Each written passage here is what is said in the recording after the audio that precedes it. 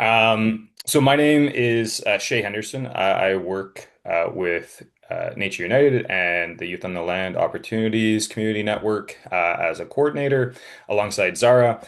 And if you haven't been to a virtual learning circle before, this is an opportunity for sharing about opportunities and resources that might be relevant to you and your work, whatever you're doing or whatever region you're working in, supporting youth connecting to the land.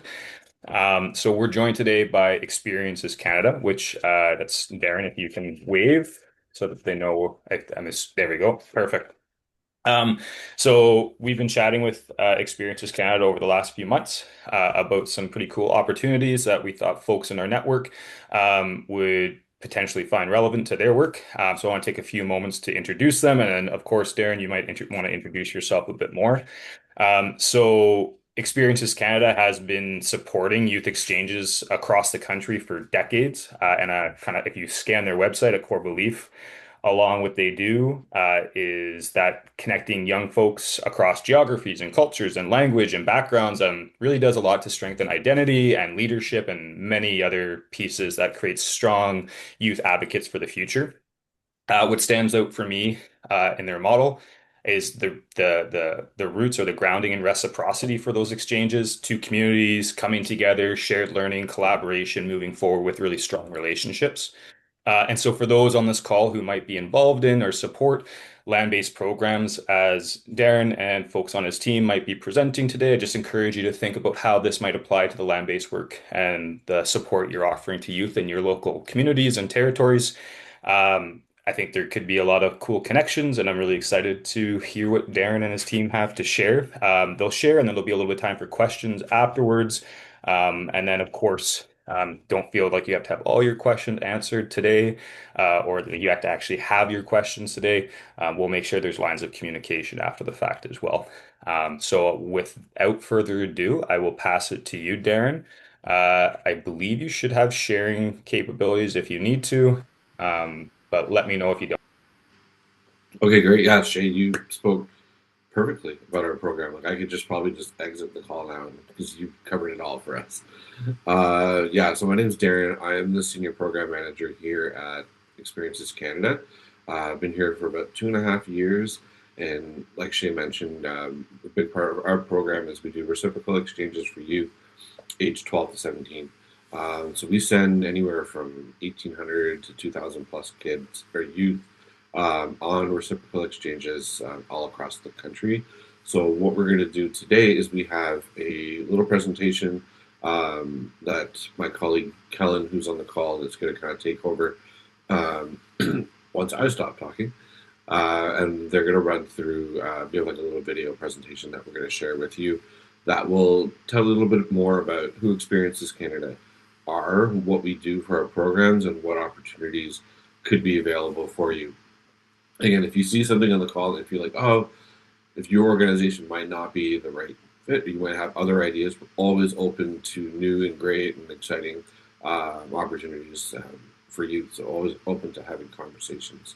And then following that, we did bring on one of our, we call him one of our group organizer champions, a gentleman that has been speaking so greatly and supporting Experiences Canada over the many, many years. Eric is going to kind of give a perspective on what it is like to be a teacher, to be an educator, and coordinating these exchanges for youth. So I'm going to throw it over to Kellen to keep things going, and then, like we said at the end, any questions, feel free to ask, and then we'll provide our contact information. You can reach out to us after as well too. All right, I'm just going to jump right in here, Darren. So hi, everybody. My name is Kellen. I'm one of the program coordinators here at Experiences Canada. We do have a small presentation I'm going to show you. And then afterwards, as Darren mentioned, we are going to throw it over to Eric Engen, who's one of our group organizer champions. Eric is a retired teacher who has done numerous exchanges, both with us and other delivery programs. And he's really going to talk about the importance and kind of the heart of what we do. And just before that, I'm just going to start sharing my screen here. Hopefully that goes well. It's been a while since I've used Zoom. Here we go.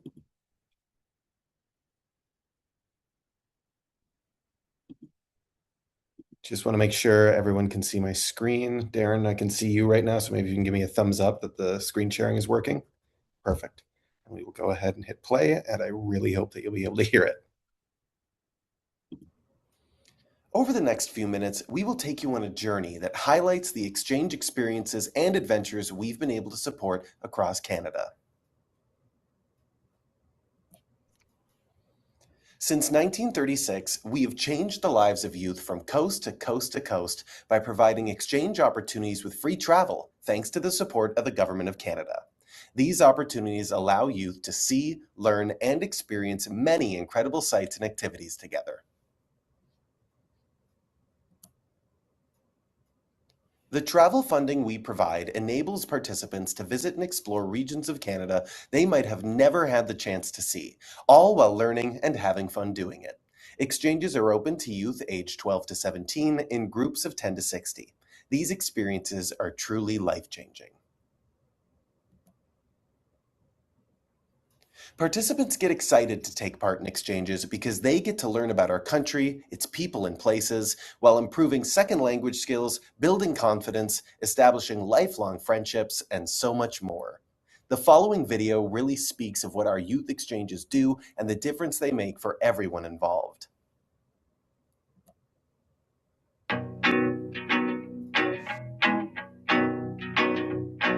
Hey, I'm Jen Cal. I'm a teacher at Claiborne Middle, and I'm one of the group organizers for the Quebec Exchange. I think my favorite thing about it is the kids who come in and they're ready to be not ready. They're ready to take the risk, and they want to try something cool, but they are ready to do more. And it's really cool to watch them blossom and become more amazing humans by the end of the exchange. Hi, I'm Madison, and what I like about the exchange program is the opportunities it gives us and how we can branch out and meet new people. Hi, I'm Christy Faylauer. I'm one of the Quebec coordinators, and I love this program because I'm all about doing the things, and what better way to do it than through travel? You get to have new experiences, become a problem solver, meet new people. I think for me, I love seeing how my son's come out of his shell and done something kind of larger than life to travel across the country. Yeah, it's just a great opportunity for them to go see other parts of the country and get an opportunity to travel they might not ever get. So yeah, it's a wonderful program. I've been doing this program for many years now, and each year I like to see the eyes of the kids that discover a new culture, a new province, meet new people. For my part, as an English teacher, of course, the opportunity that they have to practice their English is extremely awesome, and they have the chance to meet friends and really have an English immersion thing, which goes exactly with the Quebec program.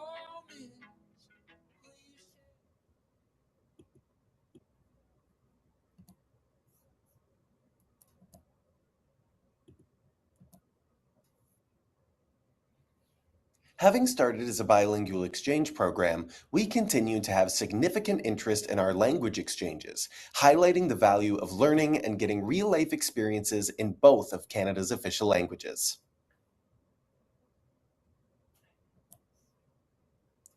We have since expanded our exchange categories to offer more opportunities to as many youth as possible. We provide opportunities for various sports teams, including hockey, soccer, lacrosse, and cross-country skiing, just to name a few. Music is also becoming exceedingly popular with youth choirs, bands, and orchestras traveling across the country, all funded by us.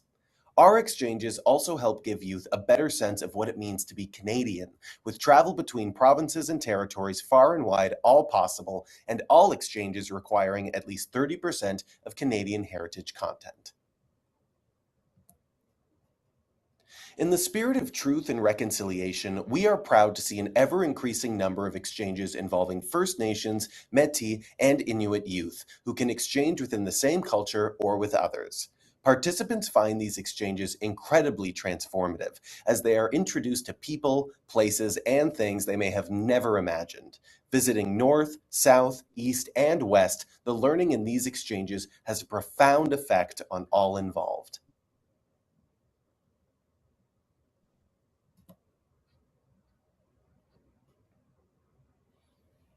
We do our best to ensure opportunities are available to everyone with added supports for those who need them. Whether they are marginalized, low income, have physical constraints, or other barriers, we have funds set aside to help.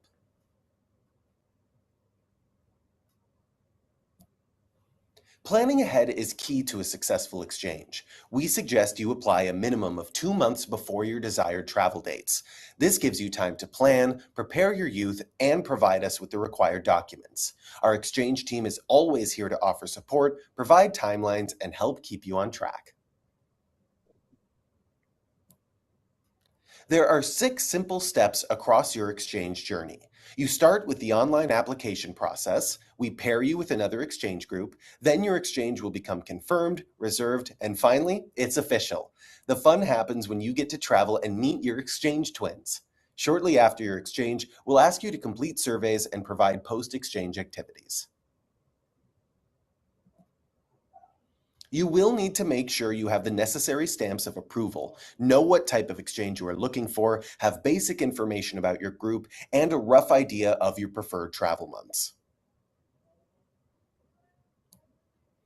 The Experiences Canada team will be here for you from the time you start your application to the time you land safely back home. A dedicated exchange coordinator will be assigned to assist you during each step of the process. You will also have access to our Facebook group network and can connect with our mentors for tips, insight, and support. There is plenty of information on our website and social media, including information sessions led by our coordinators and an online training program.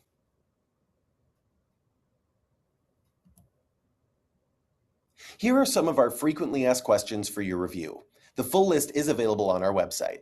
Your coordinator can answer specific questions to your exchange after you submit your application.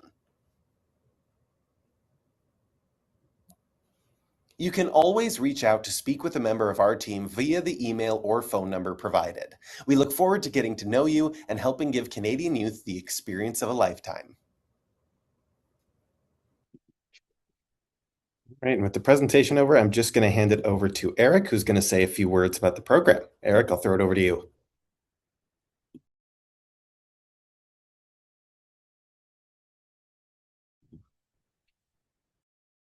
I think you're still muted there, Eric. You may have to hit unmute. Sorry. I'm going to try. I've got a timer going, so I'll try to keep it at about 5 minutes. So I'm a retired teacher. I worked at Vanguard School in Montreal between 1993 and 2020. And Vanguard is a school for children with severe learning disabilities, but at least average intelligence. I'd like to read a definition of learning disabilities to you to give you an idea of who I was working with. I was in the elementary school, so the kids I was working with were between the ages of 8 and 12. As time went on, I worked with older and older. I started with 8 and 9 year olds, then 9 and 10, 10 and 11, 11 and 12, which now would be considered grade 5. So this is from the Learning Disabilities Association of Canada, January 30th, 2002. Learning disabilities refer to a number of disorders which may affect the acquisition, organization, retention, understanding, or use of verbal or nonverbal information. These disorders affect learning in individuals who otherwise demonstrate at least average abilities essential for thinking and or reasoning. As such, learning disabilities are distinct from global intellectual deficiency. So many of our kids will go on to college and university or trade programs. And so that was the population I've worked with almost exclusively. When I began teaching in 1993, and I was really I was learning. I was certainly learning in that first year, I was working with 8-year-olds, and we were doing a unit on dinosaurs. And I had the idea of having them see dinosaur bones. There's an Albertosaurus at that time in McGill University's Redpath Museum. And so I decided to take them downtown. And that was really transformative for me because I realized many of our kids that were in the school were from Montreal's West Island, and they'd come in by bus. And many of them had never been on a subway. Many of them had never been to downtown Montreal. And I realized that this wasn't much more than just going to see a dinosaur. There was so much that happened. Just meeting people downtown, the culture, the downtown culture, McGill University, and the Red Path Museum has a lot more than just dinosaur bones. And that really hooked me into taking learning beyond the walls of the classroom. I've been doing it ever since December 2nd, 1993. It really turned me on. And I did many projects coordinating with the families of my classroom, working closely with parents and kids and extended families. And from that, it grew into I did my first exchange with another organization funded by Heritage Canada, the YMCA Youth Exchanges Canada program. And we did a student exchange with Kuujjuaq in northern Quebec, in Nunavik. And we went up there in February. I don't think any of the kids had experienced minus 55 degrees below zero. And the throat singing and drum dancing, it was so unique. And when the kids from Kuujjuaq came to Montreal, we had taken them to south of Montreal. There's a UNESCO site, Mont Saint-Hilaire, and where there are trees. In Kuujjuaq, there's low bushes. They're in the taiga, so it's a different geography for sure. And there was a lot of learning that was taking place on both sides, and that really hooked me. I did many other not exchanges, trips with kids that would last up to 4 or 5 days, and then when I retired, I hooked into Experiences Canada, and I've been involved in exchanges with Pelee Island, that's in Lake Erie, the most southerly point in Canada, and inhabited point in Canada. And we did it last May during the 2004-05 school year. We connected with Bella Coola in British Columbia, which again was an amazing experience. The kids had, they set it up that we would be there during a potlatch ceremony, which was absolutely unforgettable. And the kids that came from Bella Coola to visit us in Montreal, we made sure they went to a sugar shack and they had maple syrup. But it's much more than just events. It's the dynamic with the kids and the adults. These are quite memorable. These experiences. I'd like just to take about a minute and a half to read something that I was asked to reflect on. Experiences Canada asked me to reflect on the beneficial effects of student exchanges on youth with learning disabilities, but I think it transfers well to all youth. Okay. The Experiences Canada Student Exchange Program benefits youth with LD, learning disabilities, in many significant ways, such as the following. Opportunities for them, I'll just take a pause. Learning disabilities, usually the kids have difficulty with reading, writing, organizing, remembering, and math. Okay, so opportunities for them to read, write, speak, listen, and problem solve for real purposes and real audiences. Taking learning beyond the walls of the classroom. Reinforcing studies in the social sciences, geography and history. Bolstering self-esteem, frequently low in the LD population. Opportunities to confront anxiety and new challenges. Encouraging autonomy, experiential learning, and I quote Confucius, I hear and I forget, I see and I remember, I do and I understand. Giving them the limelight, helping them to feel special and appreciated, putting them out of their comfort zone with support, meeting new people and forming new relationships in an unfamiliar environment, social skills training in action, giving them time away from family and familiar others, opportunities for project-based learning, which is something that has governed my teaching since 1993. Project-based learning has three components: exploration, representation, and presentation, usually to their families. Providing a travel learning experience that is predictable, explicit, systematic, changing negative scripts, empowering resilience in them through active listening, empathy, accepting them for who they are over an extended period while traveling, creating opportunities for them to see themselves as problem solvers and decision makers, providing them with multiple opportunities to recognize that mistakes are opportunities from which to learn, supporting them to set realistic expectations and goals, providing them opportunities to self-advocate, taking them beyond what they believe they can accomplish, respecting the students' strengths and challenges, their unique temperaments, learning and attentional styles, activity levels, and islands of competence. And I'm just going to finish with one last thing. We were on the airplane in February of 2004, waiting to go up to Kuujjuaq. And I looked across the aisle from me, a little boy named Josh kept repeating, I can't believe I'm doing this. I can't believe I'm doing this.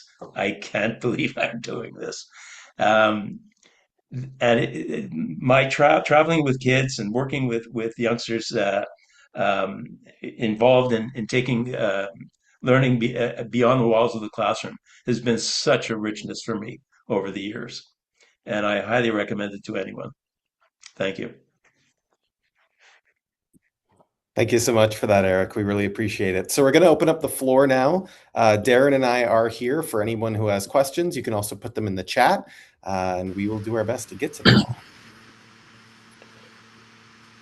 Yeah, I think Shay, you had asked about what a reciprocal exchange could look like for land-based learning program, and what I'll do is while the presentation is going, I have a live example that I can kind of tell you a little bit about. In April and May of this year, we have a land-based learning exchange that's going on with a school. They are 1 hour north of Yorkton, Saskatchewan, and they're going up to Joe Haven, Nunavut, on a land-based learning exchange. So to share some examples of like some of the activities that they're going to be doing in this experience that jumped off the page for me is they're going to be spending a lot of time. They're going to be spending a lot of time in the cultural aspect. One of the activities they're going to be doing is preparing meals for community elders to learn about northern nutrition, and the opportunity to be able to meet and learn from Indigenous elders. They are going to be actually visiting the NASA greenhouse as well too. So that's going to be that greenhouse sponsored by NASA that's using alternative power is going to be a great educational opportunity. And learning traditional ways of life at day camps, arriving on traditional hammocks, learning how to harvest and prepare hunting. They're not going to hunt themselves, but they will be learning from the local community about hunting and how to live and eat off the land, and traditional harvesting as another example. So that's part of what they're going to be doing when they go up north, and then when they come down south to Saskatchewan, they're going to be learning from the land-based learning program in that area. So. No, that's perfect, Darren.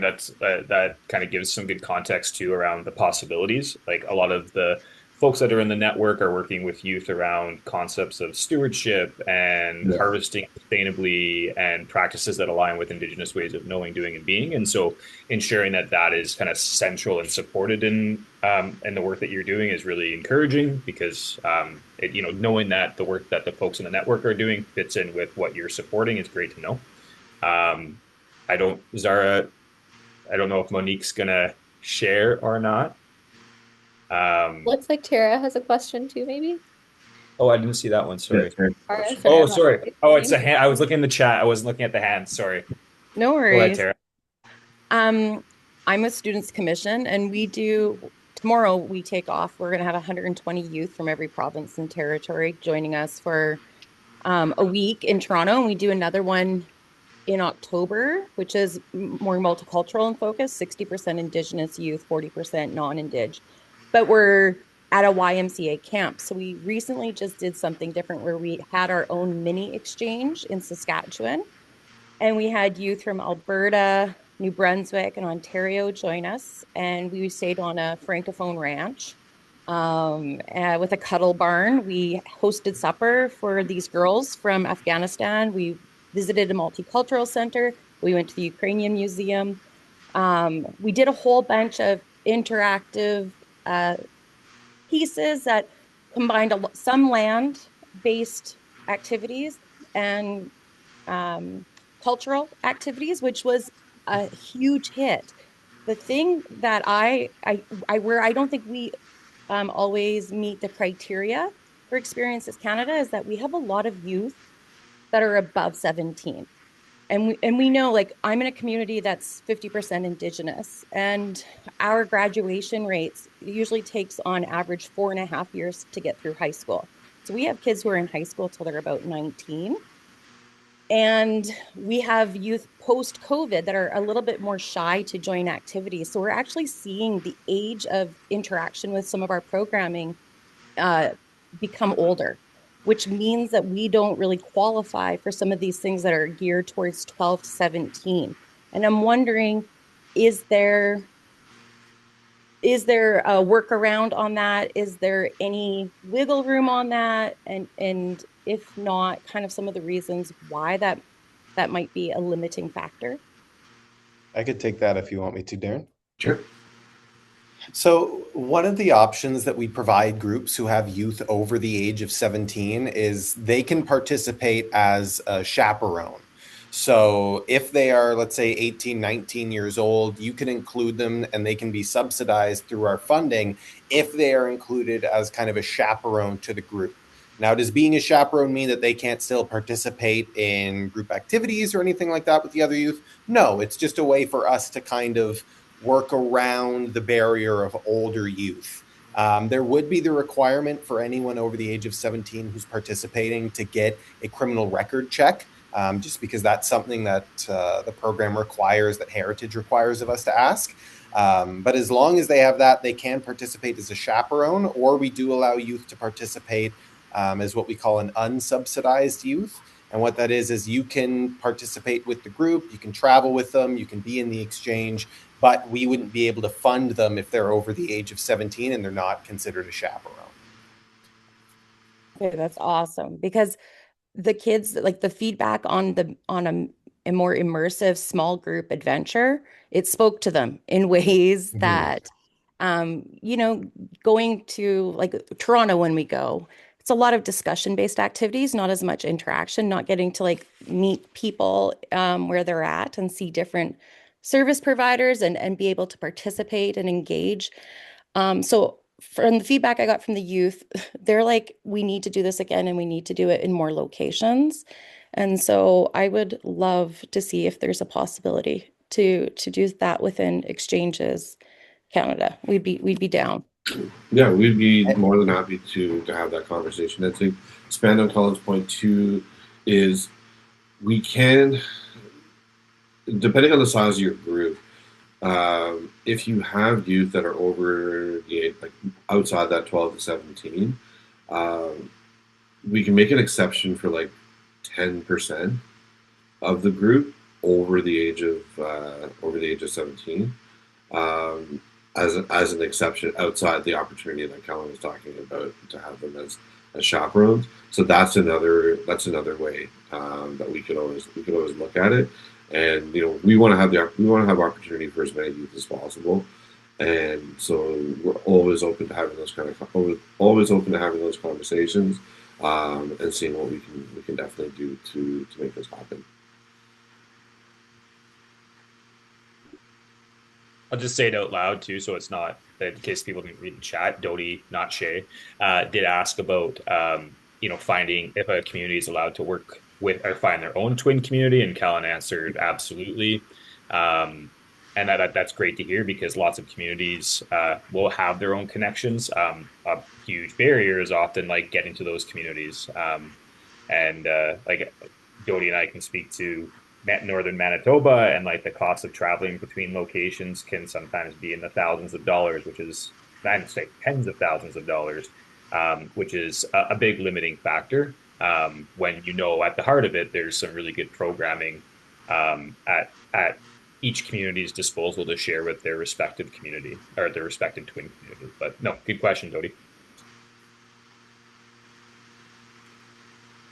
There was a comment from Megan saying you're a Girl Guide leader that focuses on outdoor skills. We have been in conversations with Girl Guides Canada for a little while to see if we can promote our exchanges through the Girl Guide network. And most recently, we actually have had a agreement with Scouts Canada, and that's kind of what stemmed the idea of us starting conversations with Girl Guides. Is we do have a partnership with Scouts Canada and promoting scout groups to be able to use their camps and have encouraging scout groups from across the country to do exchanges together. This year, we are in talks with like 4 to 6 scout groups from all across Canada that are going to be looking at doing exchanges between their scouting camps across Canada.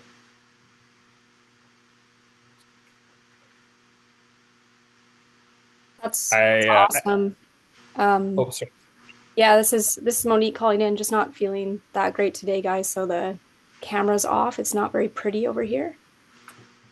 But I can hang out under the bus, Sarah. But I am kind of curious. Like, I'm calling in on behalf of a non-for-profit society, and I am familiar with this program. Like, I'm a former teacher, and I actually did an Experiences Canada exchange in my first year through public education. But I am curious, like, if you're working with folks like the Girl Guides or Scouts or looking at those options, if you fund non-for-profits and folks outside of the school system. I may have missed that at the start of the call there, but we would be interested in, like, we work with Indigenous young men on the coast here, and we're often cobbling together various grants and things. And one area we'd like to try to expand is exchanges and connections to other places. And we'd mostly be looking at Indigenous to Indigenous exchanges, especially with some potential to offer different hunting and food harvesting trips.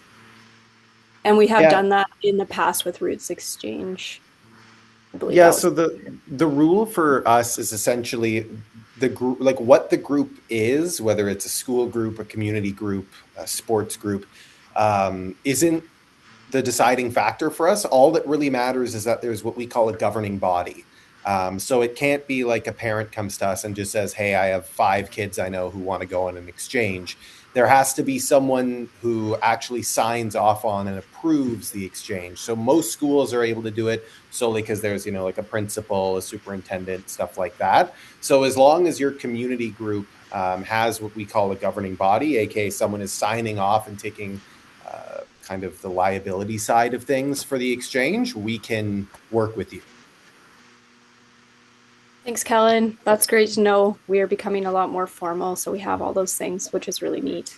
Perfect. And yeah, Zara was mentioning, like, sharing a few parts of our gatherings. I mean, we do various gatherings throughout the year, and sometimes we'll have like 7 nations at them. It's mostly Nuu-chah-nulth, so I would imagine there's a really cool opportunity and learning potential for non-Indigenous youth to come out and experience that. For right now, we're just focusing on supporting our Indigenous young men, and what we've found is like having that Indigenous exclusive space has been really awesome for them for their own like cultural growth and revitalization. So I don't know if we're going to be looking at doing that sort of exchange or opening at this point, but I know, like, as a teacher and as a human, that is a rich learning opportunity for sure. And then just speaking a little bit about the program, like as a teacher who went through the process, it was so neat. We went with a group from Cayucit Sound, which is a remote boat access community on the coast of Vancouver Island here. And kids just didn't get out from community a lot. And we went to the East Coast, and it was fascinating at the start to see how awkward it was, and how like the Ontario kids were really excited and had all these banners and welcomed us, and we were like the most awkward cohort that ever arrived there, it felt like. And then by the time they had come out to Cayucit and spent like 2 solid weeks with our youth, there were tears and best friends for life. It was awesome. Just that social component was so neat.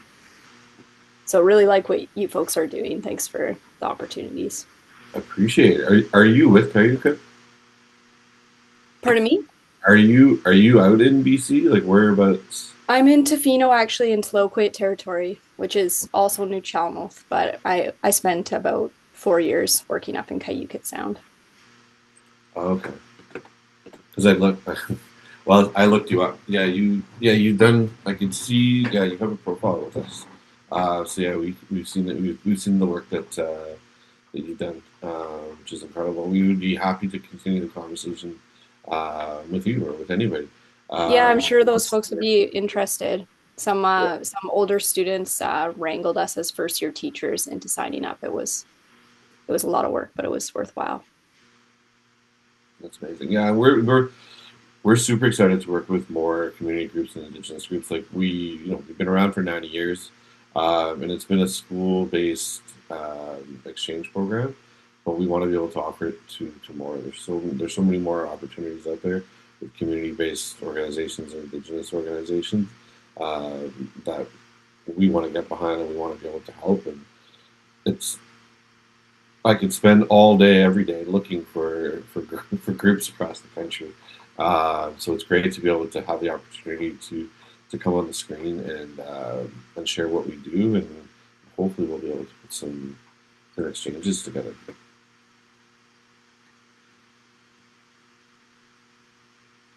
I've got a question I just want to throw in. It's kind of jumping off a comment Monique made about multiple communities coming into a gathering space. We said a lot. It's not necessarily only 2 communities. Sometimes it's a group of communities, and I know that there's an expectation of reciprocity between 2 communities. But would Experiences Canada be open to like multi-year exchanges where, say, like there was 5 communities involved, and each year they were like 5 communities were rotating between these regional gathering spaces? So like if there's say Shay and Churchill brings a group to Monique over on the coast, but there's also 3 other communities involved with that gathering, and then the second year that whole group ends up going to Zara on the island or going over to Doty in central Manitoba. There's still reciprocity in that. All the students are still involved in exchanges. It just kind of takes it over a multi-year process and multiple communities involved. Is that something that is possible, or do you just try and stick to like one community to another?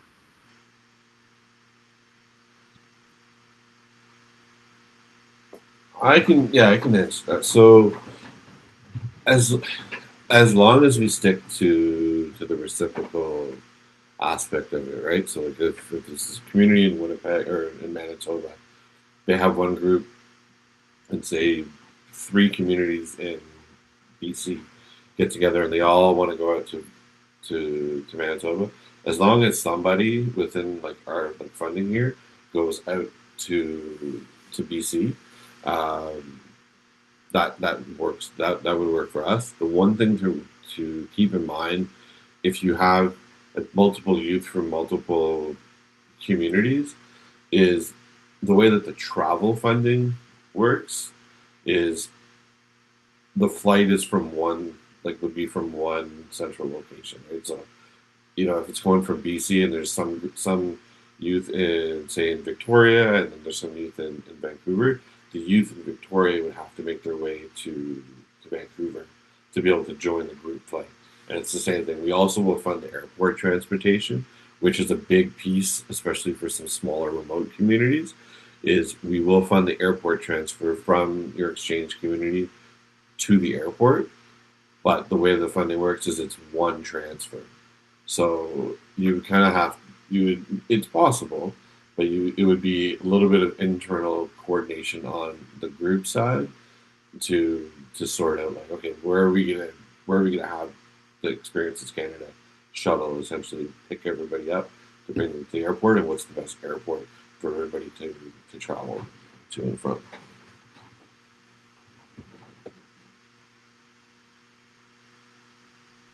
Tara had a question in the chat. Oh, Kellen just responded, but I'll say it out loud. Are the exchanges held back to back? Back to back are weeks in community and a week out of the community, or is there a break in between?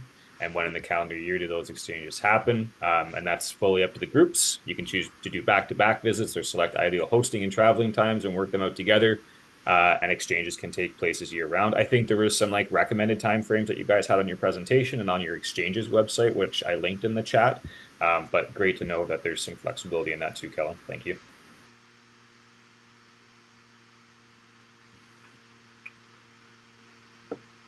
So, oh, there we go. Megan, you had another question? Yeah, I just wanted to say thank you so much for the presentation and your experiences, Eric and Monique. I don't know, I think I probably teared up about 4 times there. And I was laughing, other Shay, I've never been on a Zoom call when someone's had a whistle in their mouth before. It's so funny. Just kind of, and I'll totally go check out the other website. I'm just wondering from a logistical point of view, like, because I work, so do I have to go for like 2 weeks with a bunch of kids and then also do a bunch of stuff with the kids when they come back? Do they stay at our house? Like, how do they have to be a certain length of time? I guess it's just kind of like, what does it mean in terms of the amount of time as a parent volunteer or as a leader?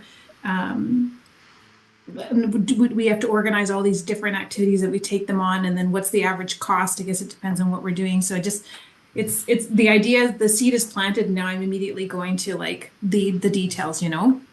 Thank you. I can answer some of those. So for starters, in terms of the role of what we call the group organizer, which is the person that leads the exchange, your role is basically to be the head chaperone.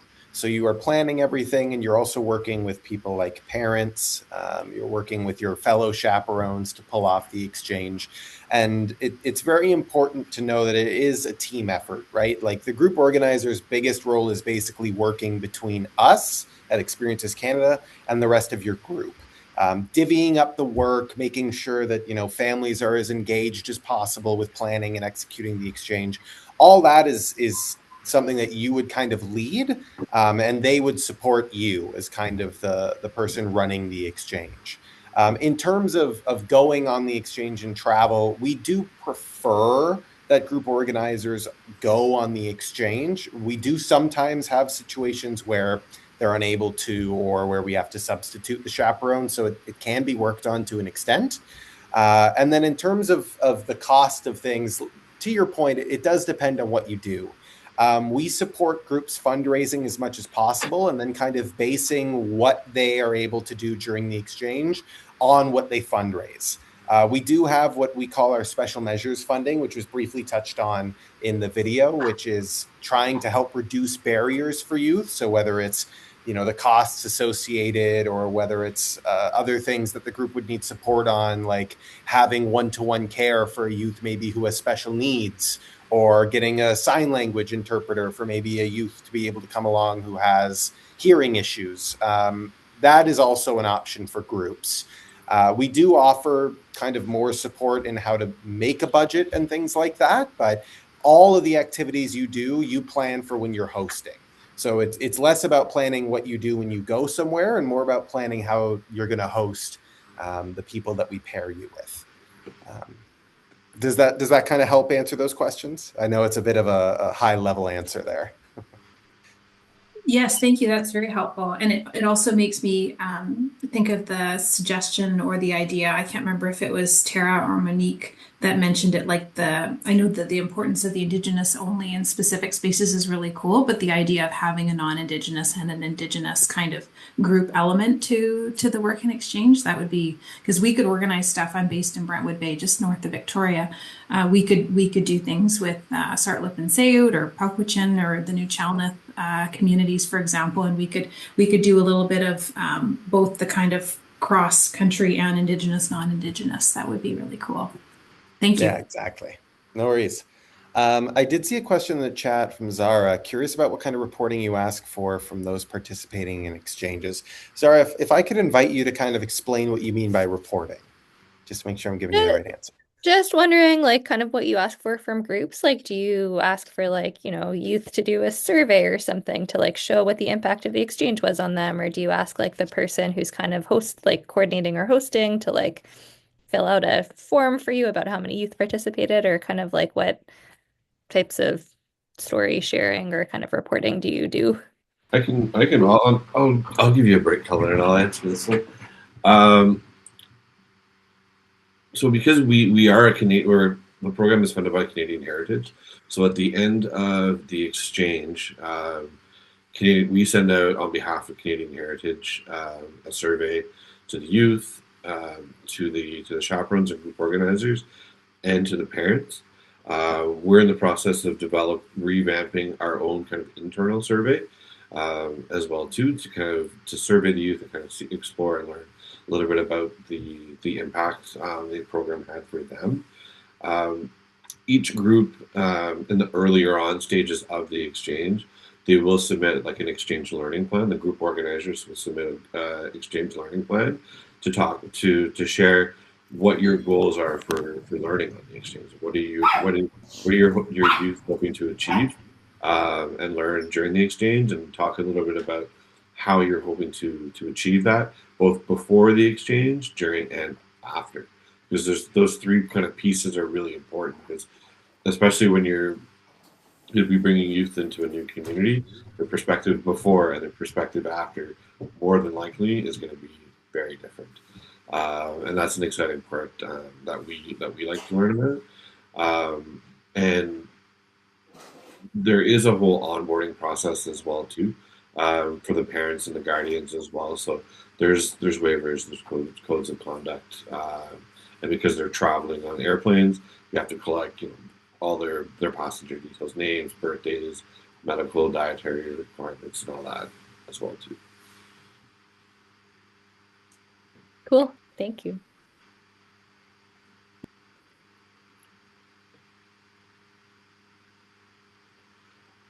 Are there any activities that are not allowed to do with the youth?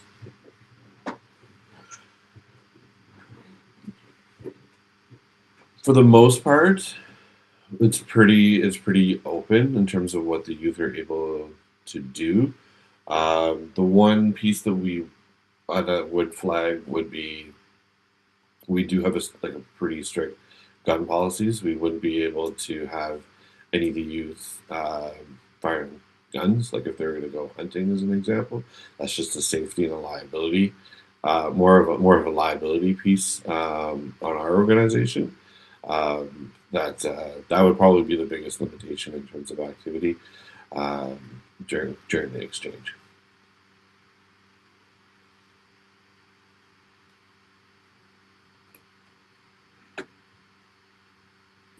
I'll just quickly jump in also to add to that, Megan. Just something I like to tell groups is when discussing your exchange, whether it's with someone that you've selected or whether it's us finding you someone to go on an exchange with, it's always helpful to kind of discuss the idea of what is safe for your group versus what might be considered safe for another. And the example I'll give is, we have some communities, and I'm sure a lot of you in this chat are probably similar, that are surrounded by all kinds of different like wildlife and geography, right? Like we here in Ottawa, for example, not very common if I go outside that I see a grizzly bear, just as an example.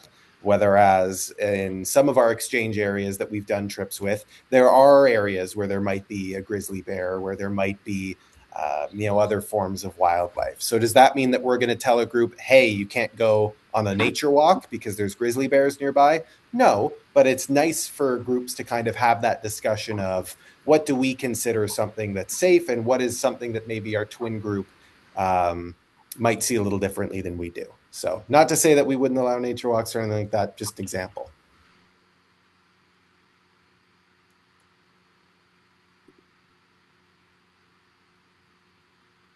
All right. I'm not seeing any more questions popping up in the chat. And we are getting close to the top of the hour.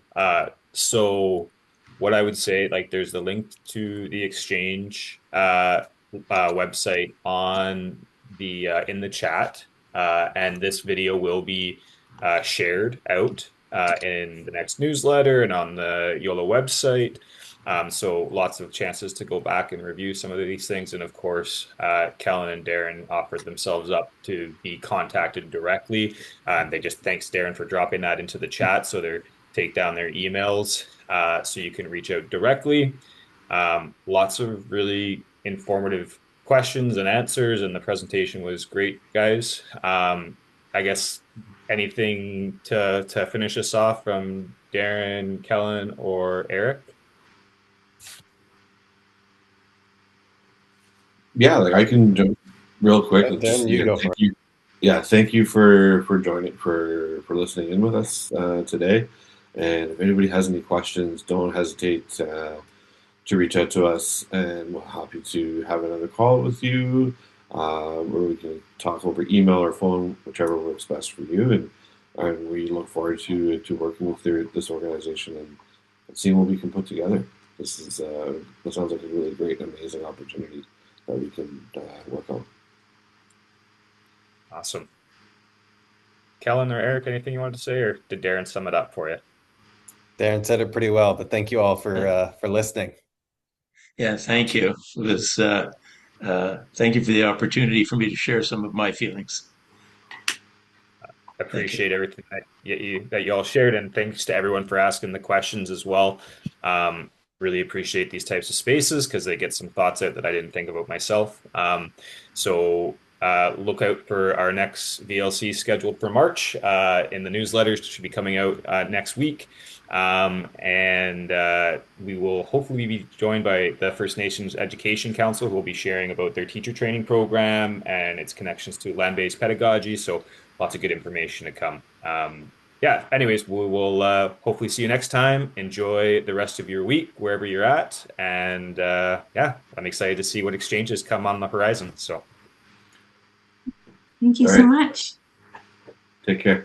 Good afternoon, everyone. Bye-bye. Thanks, everybody. Thank you. Bye, everyone.